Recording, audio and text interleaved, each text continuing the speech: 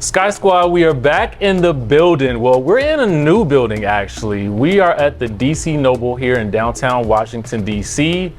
This is the place to be. And one of the reasons why it's the place to be is because I'm sitting here with Monique Samuels from Love and Marriage DC. And we got a lot to talk about. Yes, we do. We got a lot to talk about. After 2 episodes, there's so much to dig into. There is. I do want to kind of like I want to start at the beginning though. Okay. Because for those of you guys who don't know, if you've been living under a rock, you will know that Monique starred on The Real Housewives of Potomac on Bravo. Yes. So my question to you is, first, were you fired from The Real Housewives of Potomac? No, I was not fired. I was actually offered back to season 6. And I accepted the offer. And I said, okay, yes, thank you. Emails to prove that. Okay. We talked about this on Binder Time. Oh, I know. I wanted to clarify this. Yes. And then at 10:31 p.m., after the third part of the reunion aired, I quit via email. I said, thank you. No, thank you. Thank you for your services. Right. What was it in that moment? Because I felt like I had talked to you earlier that day. You did. And then when I saw I saw it online and I was like, no, wait a minute, hold on. I couldn't believe you weren't picking up on where I was going. I knew, well, first of all, I had already said, I don't think you should go back. Yeah. Mostly because I felt like it was not going to be a positive situation moving forward, because we kind of know the formula for that show. And this is no disrespect to the show. Mm-hmm. It's just that I kind of felt like it would be more of the same for you. Yes. So what in that moment at 10:31 made you say, you know what, I'm done?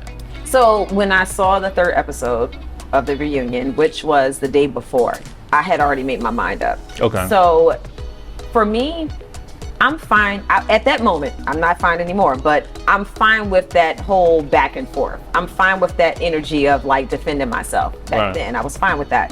What I wasn't fine with was the fact that it was so unfair. You know what I'm saying? So it was like, we're going to show you and your husband on Instagram Live as you respond to something, but we're not going to show what you responded to. And we had been told that it's only fair. We're going to show both sides. There was a lot of one-sidedness happening. Also, a lot of behind-the-scenes stuff. When that off-camera hate becomes real, it feels different. And it came to a point where it was like, y'all are just crossing so many boundaries. Now it's spilling over into my children. Not here for it. Right. There was a lot that went into that. I was being silenced when we were doing press for the show because they wanted only to tell their narrative and get their side of everything from the fight and everything else out, and they just kind of wanted to hush me up. There was a lot of sabotage going on behind the scenes when it came to the network and production, so I wasn't here for it anymore. That was the last straw for me. Can I ask you a question? And you can say no. I already know the answer to this, but can you talk about, you were supposed to do Married to Medicine, like that scene where the group came to Washington, D.C. Yes. You were supposed to do that. Signed the contract, signed the location agreement so they can come to the house. The ladies were supposed to come to my house. Me and Simone actually filmed. Because you guys are actual friends. Yeah, actually friends with her. And we were supposed to film at my home. And I got a call from the network saying that because of Chris making threats against women on our Instagram Live that they showed on the reunion, which he wasn't making threats against women. He was speaking hypothetically, but that's neither here nor there. But they tried to use that as a reason to penalize me. I said, why am I constantly getting penalized for other people's actions, right? So Chris doesn't have a contract with y'all. There were a lot of other husbands and side pieces that had a lot to say about Cass and everybody else, even on different shows. So I didn't understand that, but I knew what they were doing. So they told me that I could not do it, and they shut that thing right on down. And then lo and behold, they popped in two bandits to take my place, essentially. So, and the thing was, I had genuine relationships with a lot of different people from other shows. I was on Portia's spinoff because I went to her baby shower. I was on Candy's show when she was doing her Candy Coated Nights with Bravo, her nightly show. And then this would have been another crossover, so to speak, Yeah. for me. And I think it was probably too many crossovers for Monique. You know what I'm saying? Gotcha. On top of the fact that they were trying to paint whatever narrative that they wanted in the coming season. So yeah, they did some shiestiness with that, and that wasn't the first time. That wasn't the first time. So that was one instant. But it was like they kept trying to block anything that was coming my way, and they did it a lot with press. But what they don't know is that I had a good relationship with press. So when they were requesting me, and they got told that they were told that I wasn't available or anything like that, those particular writers would email me or they would message me in DMs and say, yeah, I requested you, and they flat out told me you weren't available.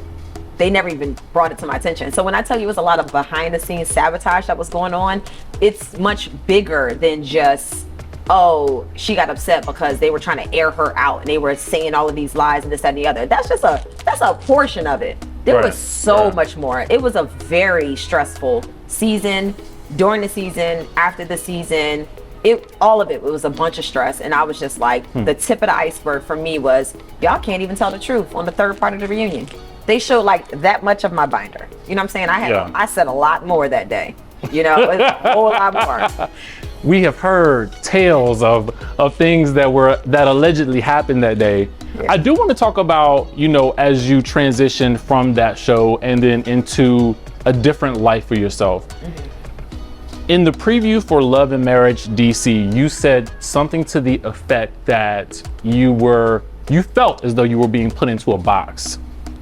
And from what we know from reality TV, and this is not always the case, but I think it's sometimes the case, and it's not a bad thing, and it's not a good thing per se, but sometimes production, I feel like, will have a character type for you. Right. And so what I want to know is the character type what you felt like the box was? And then if it was, what character do you think that they were trying to have you play? It's twofold. So the character type that they had for me that I didn't get the memo on was that I was supposed to be this kept wife that was probably not very smart, you know, that just spent up all my husband's money. That's what they wanted me to be. Also, the box that I was in, also for the women on the Black reality shows that are on Bravo, what I noticed is that you can only have one mom, one good wife, one businesswoman, one philanthropist. So it was like they literally put all of us in boxes to a certain extent. But then when you watch the non-melanated shows, you would see each person as a whole person. You would see them being businesswomen, starting a business, being a wife to their husband, being a good mom, seeing their kids off to school. You would see the whole person. And with us on these different shows, you'll notice that a lot of times you just see one facet of each lady that makes up a whole. You know, so that was unfair. But also, for me personally, the box that I was put in was, I only was let out the box if I was going off. Even to the point of when I was pregnant, they couldn't leave me alone. They had to come for me because they said, we need Monique to pop out one time. Make her go off just one time while she's pregnant, maybe two. You know, they couldn't even leave me alone. So it was like, unleash her when she's pissed. And then if she's spending money, let's focus on how much she spent. You know? Yeah. I'm not gonna lie though, I do like it when they can find a way to activate a housewife. Well, I mean, that's the fun of it all, because you see that 0 to 100. And I feel as though, I think I heard Dr. Heavenly mention this, there are people who get the notes, the production notes, and then there's certain cast members that don't get the production notes. Exactly. My general sense is that you weren't getting the production notes. At all. You were walking into a scine like, what's going on? Happy and bubbly and naive. Everybody, what's going on? Let's be friends. And then it was like, oh wait, I didn't know that was gonna happen today. Right. That's how it felt to me. Yep. Okay. Yeah, that's exactly how it is. So as you make the decision to leave that show, we hear that you were asked about Ultimate Girls Trip Season 2. Yes, yes. What was your response to that? And then why did you respond in that way? So it was about 6 months after I quit. Andy reached out to me. He texted me and was like, hey, can we talk? So I said, yeah. He calls me and he said, I got this amazing opportunity. You're the first person I called after I got the okay. And I would love for you to be a part of this, you know, Real Housewives Ultimate Girls Trip Season 2. And I would love for you to be a part of the show. and I was very quiet on the phone. And Andy was Oh wait, so he called you? yeah, we talked. Okay. We talked several times. So Okay. I was very quiet, and he was like, well, there aren't any other Potomac women that's going to be on the show, and it's just going to be you. He told me where it was going to be at Dorinda's and everything like that. And I was just quiet. And he was like, well, you can think about it. And I was like, yeah. I was like, Andy, honestly, I said, I have a little bit of reality TV PTSD right now. That's the first time I ever used that term. But it was the best way that I could describe it, because at that moment, I was still healing from just the experience. It was so toxic, you know? So I said, I really don't know. And I said, and honestly, it's not even a matter of other Potomac women or not. I said, it's a network issue as well. It's not just production or cast. You know, it was a network issue as well. And we talked, and he heard me out, and he said, I totally understand. He said, but go ahead and sleep on it, think about it, and let me know if you change your mind. So I was like, okay. So 2 days later, he calls back, and we talk, and I was like, yeah, Andy, I really appreciate you thinking about me. I said, honestly, I really do. I said, but I'm gonna have to pass. I said, I can't do it because something just doesn't sit right with me to go back into that environment, even though it doesn't consist of the cast. It's a lot more that went on that even he doesn't know about. Right. So he was like, okay, well, if you change your mind, I'm here.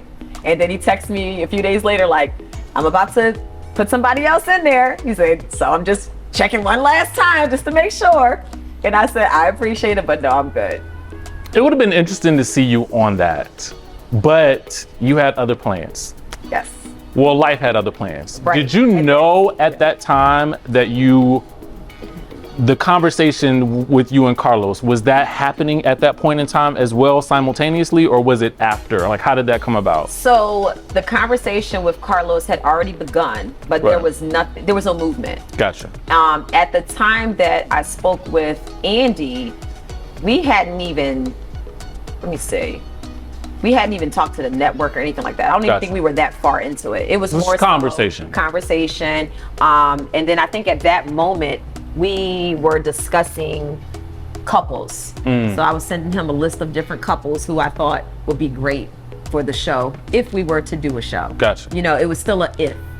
How were you choosing those couples? Friends that I know, and then people who I know socially who I thought were amazing couples. For me, I could have easily just picked a bunch of couples that I'm BFFs with, or people that Chris and I spend time with all the time.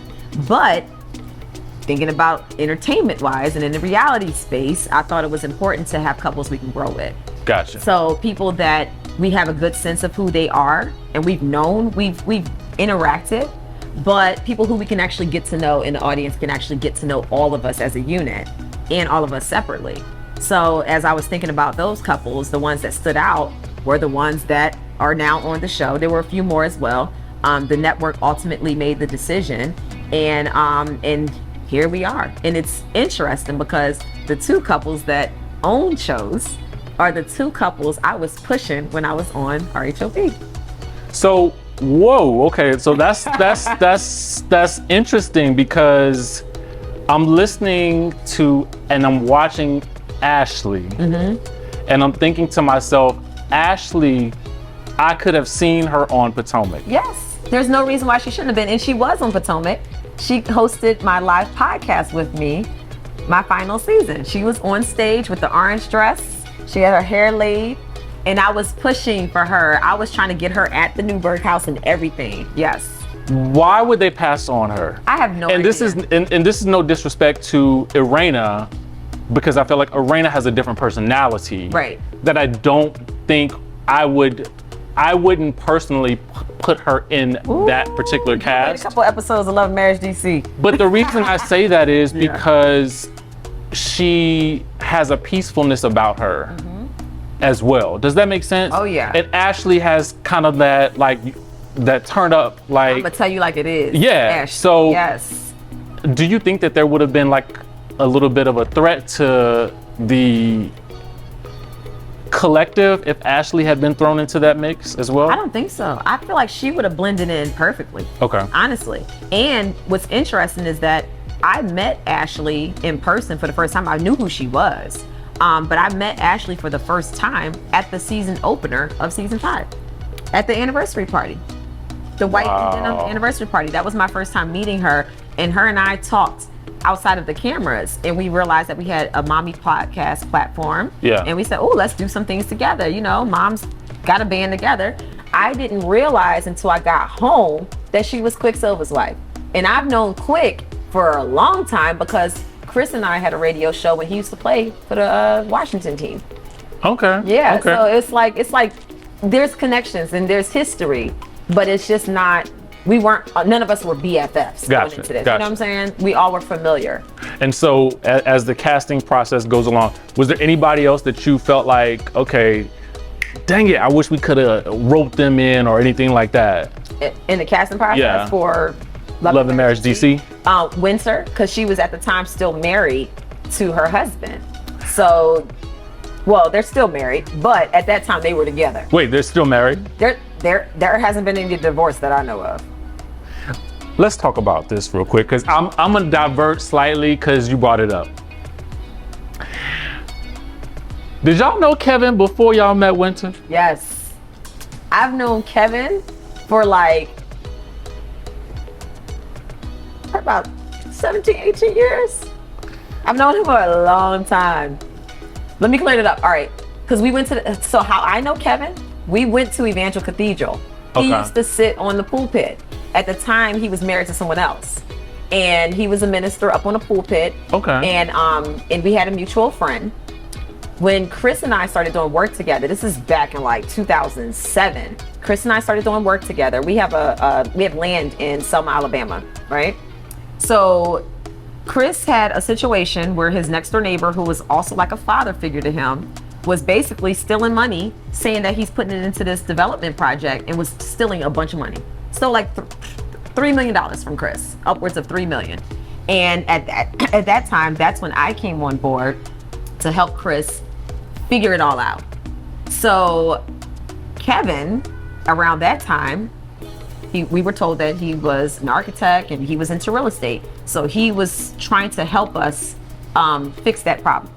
Okay. I'm gonna stop there because we're gonna come back to that in a few episodes. Okay. This way I can fill you in. Okay. But on the other side of it, I founded a foundation, a nonprofit foundation called the Chris Samuels Foundation back in 2007. And through Chris's foundation that I started for him, we were doing community programs. Kevin helped us so that we could speak at Anacostia and Blue high schools, and we started a program called My Brother's Keeper. So Chris would bring his teammates to different schools. We would do talking sessions, and then we would give away tickets to the game. Kevin would escort the kids to the game. So that's how we know Kevin. We go way back, way back. Okay. And then something happened where I was just kind of like, And then years and years went by. And then the next time I see his face is when Winter posts on social media that she got married to him. And I was like, now, wait a second. Are you at this point, you're cool with her at this point, right? You're friends with her. Yeah. Are you at this point calling her and saying, girl, let me pull up the whole facts on this man for you real quick? And by whole facts, I mean details that a friend should know about somebody that they talking to. The details that I knew were just as minimal as what she knew. So I only knew him from a certain space and time. Gotcha. I didn't know all of those other details, you know? Gotcha. And the person who I knew versus who she met, I see how she could get swindled. Because it's definitely, he's good. I'll just put it that way. He's good at giving off the appearance that he wants to give. I'll put it like that. She's a relationship coach. That's what she said. That's what she said. Because I'm just thinking to myself, first of all, I want to say I feel like she has an interesting story. She does. Meeting her in person, she is radiantly beautiful. Yes, she is. People. Listen, she's gorgeous. And I didn't even recognize her almost because her hair was different. Yes, she covered the other side. That part. And so it's interesting to me that as a relationship coach, that she missed so many details about him. How does that work? That was the same thing Ashley wanted to know. Okay. Ashley was asking the questions that needed to be asked, And the thing is, I don't want people to look at Ashley as some mean girl, because she's not. She's very real, and she's very much a girl's girl. She's very much a empowerment, like, let's do it. All of us, in a sense, are that way. That's why I was so excited about this group, because I said all of us have this dynamic sisterhood that we love, you know?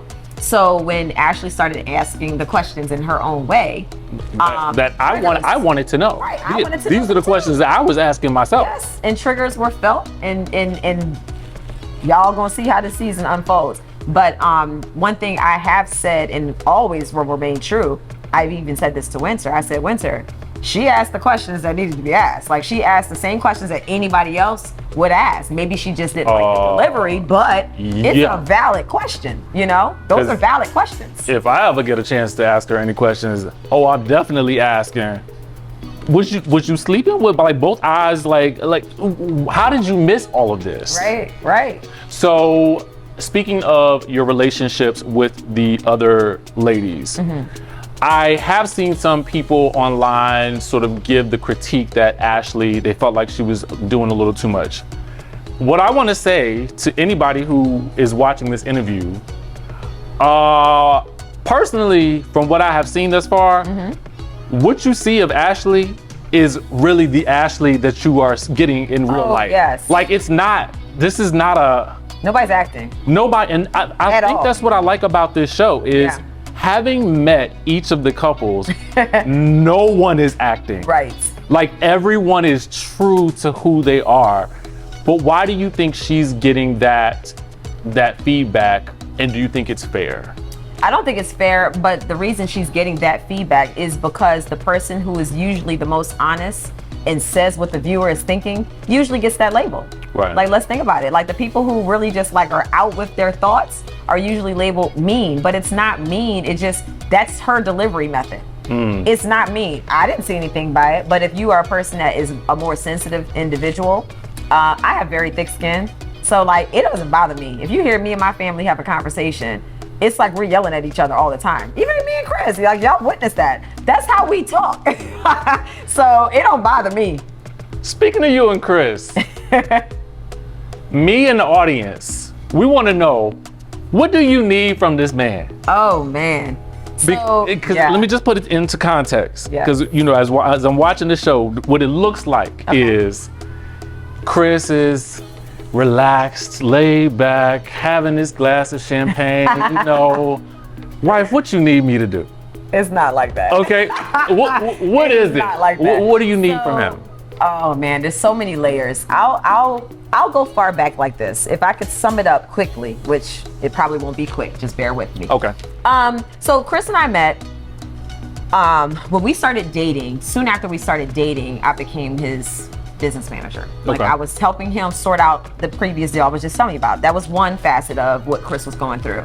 So you gotta just imagine a young athlete in the NFL who is used to being catered to, who is used to being told what to do, because he's been coached his whole life as he's pursuing his career. Now he's on the top level, still being coached and kind of being told what to do. You know, this is what time you wake up, this is what you need to eat, this is how much you need to weigh, this is what you gotta do as far as fitness. Always being coached, right? So here I come, I feel, and I step right in where he needs me to be. So when it came to handling everything, I was handling everything. If I needed to be the bad guy for him, I was the bad guy. You know, at that point, it was my job. Also, we're dating. So now when you move into marriage, we had a lot of conversations about how we need to transition that relationship, because if you're my husband, you have to cover me. I can't be the bad guy. I can't be the one that's covering you. And I don't want to tell you what to do. I want us to work together as a unit. If it's a plan that we need to come up with for how we want our family to be, how we want to raise our children, we need to do it together. Gotcha. So now fast forward, we've been married at this point, as you're watching, almost 10 years. So imagine for 10 years, you're having these conversations with your spouse every few months, or maybe once or twice a year, where it's like heated. And it's just like, look, I really need for you to meet me halfway. It's too much weight on my shoulder. Gotcha. I'm doing your role and mine. You know, Chris is really good when, if I give Chris a list and I say, do this, that, or the other, it's like, okay, he'll do exactly that. But what I need is for us to be in a relationship where it's 50-50. I don't have the time, especially now, to basically dictate everything that needs to happen, nor do I want to be your dictator. I don't want to be your mentor. I don't want to be your coach. I want to be your wife. And I want this to happen together. This isn't a conversation that's new.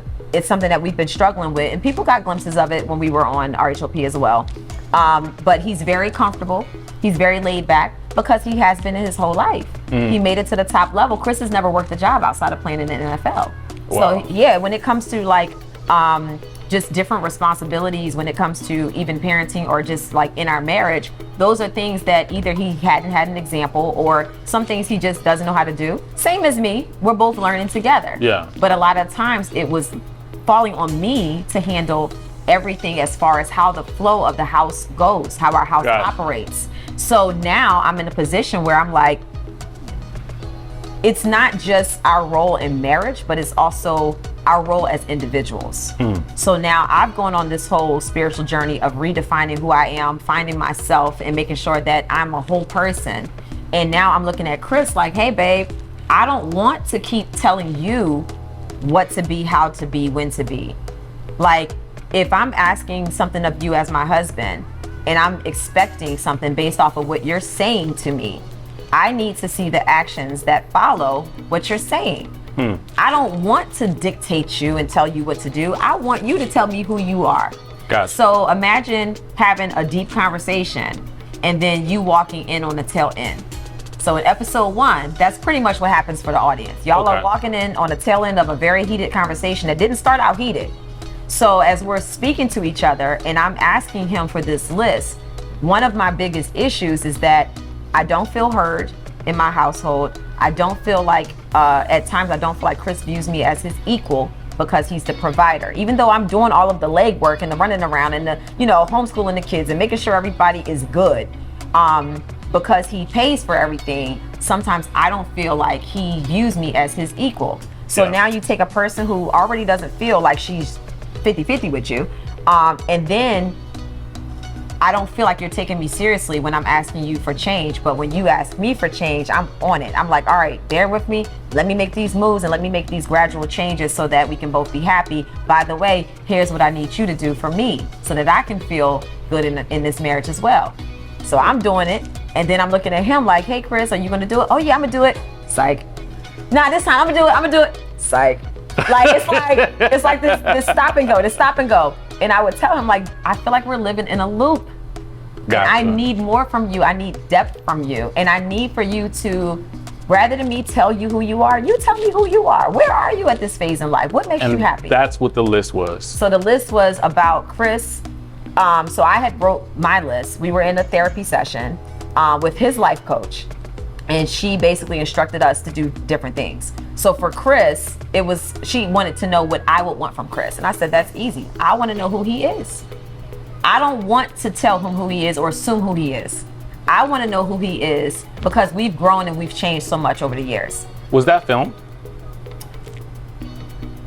Oh, no, the counseling session? No, this was prior to us filming. I wish that was filmed. I wish it was, because too. I think it would have added greater context to that conversation. Yes. And then it would have clued the audience in as to what you were, because in TV, there's a show and tell type situation. And that was one of those situations where it was told to us, but I think if it had been shown to us, it would have had a better impact on us because we were kind of clueless as to, and there's only, 42 minutes that we get in the episode. So it's not like we can get everything. Right. I want to kind of talk about your thoughts on the other couples real quick.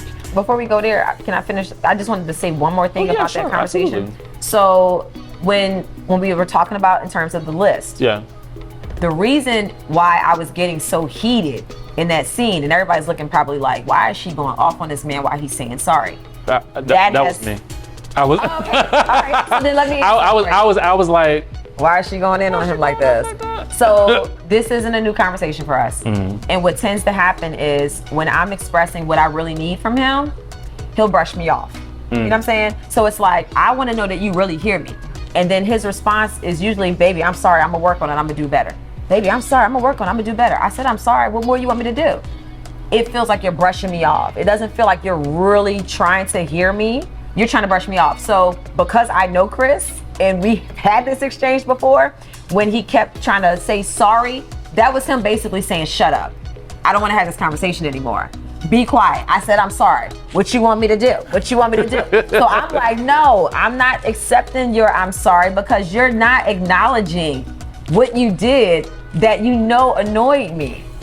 You see what I'm saying? So now I'm getting heated, and he's just basically like brushing me off like, I said I'm sorry, what more you want? And I'm like, but you're not acknowledging what you did. And y'all didn't get the whole conversation. That whole conversation, it was intense. Like from start to finish, it was intense.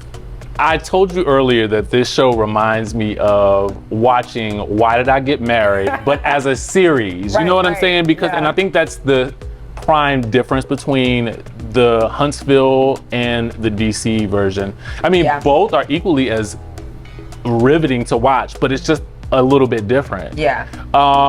You want to know who somebody who surprised me, or who I think is going to surprise me, is Jamie. What surprised you in which way? Jamie is funny.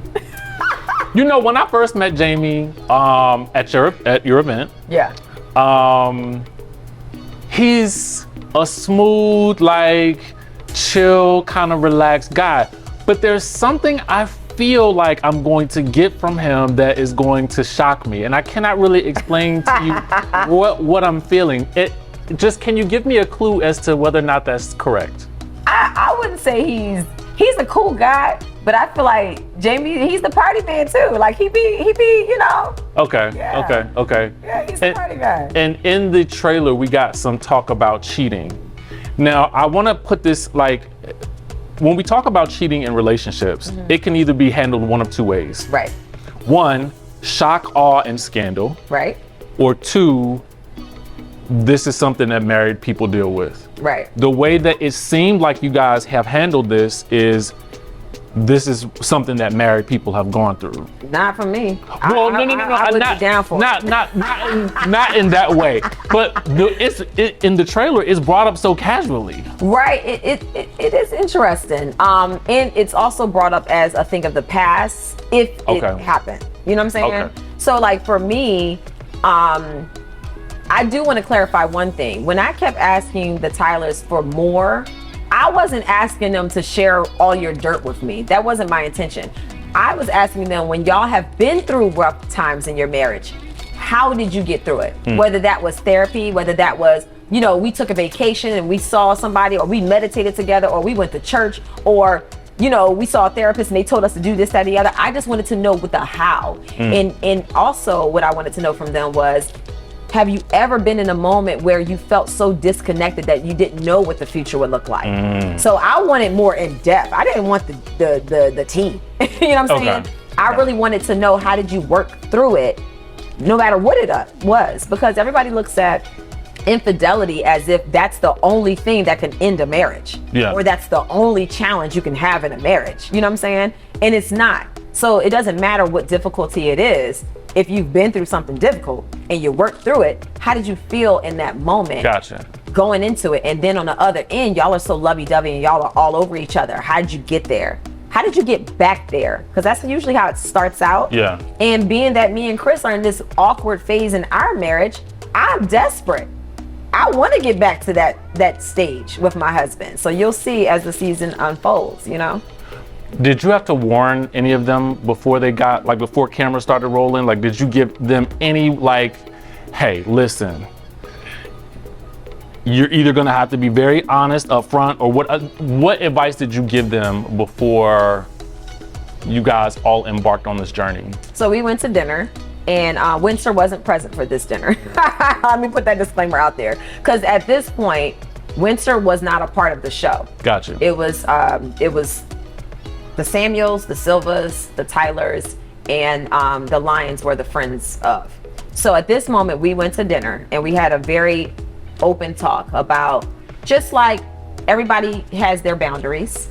And we're not gonna ever deal in the space of what I heard was. Now, if we saw something with our own eyes, or we got text message proof and receipts, we have every right to speak on it. Right. But if it's just some I heard, we not dealing in that space, because that gets messy. You I can't can appreciate prove nothing, that, yeah. And then it stays attached to you for the rest of your freaking life. I bear witness to that. Do you know how many times I post a picture and somebody got to talk about, oh, a trainer this, a trainer that. Once you put something out there, it doesn't matter whether it's true or not, they're not going to let it go. Yeah. So we were very adamant to them about just being careful in that space, because we're not here to tear each other down or ruin each other's character.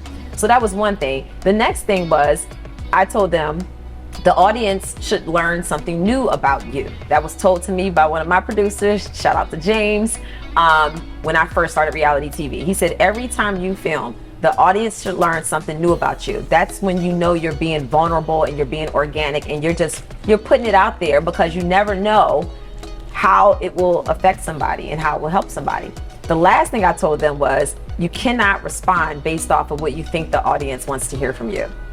Because at the end of the day, you're gonna have half the people that's gonna like you and ride with you, and you're gonna have the other half of the people that do not like you. Doesn't matter what you do, they are going to hate you. Doesn't matter. So you might as well be yourself. At least you can sit back and say, yup, that was me. Yep. That's how I am. Because we know, I think we can kind of, as an audience, we can tell when someone is not quite being all the way themselves, or they come back for a second season and they modify their behavior based on what the audience was saying. I hate that. That is terrible. I hate that. Yes. Reunion. Are you guys gonna get a reunion? Yeah. Okay. Yeah, we're gonna be filming very soon. Very soon? Actually. Yes. Okay. Do you know how many episodes this season is gonna be? I don't. Okay. I don't. Okay. A minimum of 10. Okay. So who knows? We laid it down. We gave enough. That's why Okay. every episode is so jam-packed, because we gave it all. So Okay. who knows? Hopefully we get more, and if not, season 2, if we get a season 2. Would you, I know you're not the casting director, but Winter for season 2, would you want her to be a main cast member? Because, and the reason I asked this was because she seems to be an integral part of the story at this point. Oh yeah. And I don't think that there's anything wrong with showing the reality of divorce. Right, right. I think that that's important to be seen. But at the end of the day, I'm going to let the audience kind of judge that once they get to the end of the season, just to see how things turn out. Gotcha. Because you cannot have a reality unit if everybody doesn't get along. There has to be a certain degree to which people can coexist together. So, yeah, it's more than just bringing drama to a show. You know what I'm saying? It's almost like when you go on a date with somebody that's real cute, and then you get home, and then y'all like, okay, this was real nice, and then you wake up the next day and be like, all right, so what else is good about you? It has to be more, and that goes for every couple on this show, including myself and Chris. That leads me with a lot of questions about the end of the season, but I'll have to ask you about that at the end of the season. Yeah. I guess my last question is, how many seasons would you think that you would want to do this? Ooh, that's a really good question, Richie. Because you know I like being free. I don't like being restricted. I know. Can't travel when I want to travel. Although they did work with me when we went to Kenya and Tanzania, because we were dead in the middle of filming season, and I was like, look, I planned this trip Like deuces. 6 months ago. I'll see y'all when I get back. But I mean, we'll see where it goes. I mean, I can't really just put a number on it, because it just depends on, you know, this isn't just me this time, it's me and Chris. Yeah. So Chris has to want to be a part of the process as well. And then my kids, they're getting older. So if it gets to a point where they're like, Mommy, we really don't want to do this. Yeah. I gotta consider what they feel, you know? Okay. Yeah. And what's next for you personally? We know that you are on the radio now. Yes.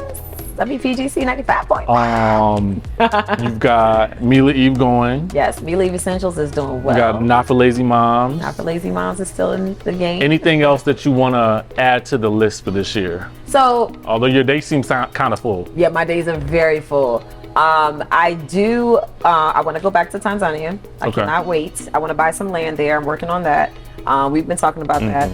And I am working on my skincare line that's going to be under the umbrella of Mila Eve Essentials, the Flawless Collection. So that's going to be coming out very soon. I finally have finalized my recipes. Okay. So I got the packaging done. That was that was almost a year trying to get the packaging right, you know, because I wanted to make sure that the packaging is quality, but also affordable when it comes to shipping. Yeah. Because once you incorporate weight and all of that stuff, I didn't want to just have some fancy packaging and then my customers are paying more for something that I could have something that looks nice but still simple, and you know, they can spend less money.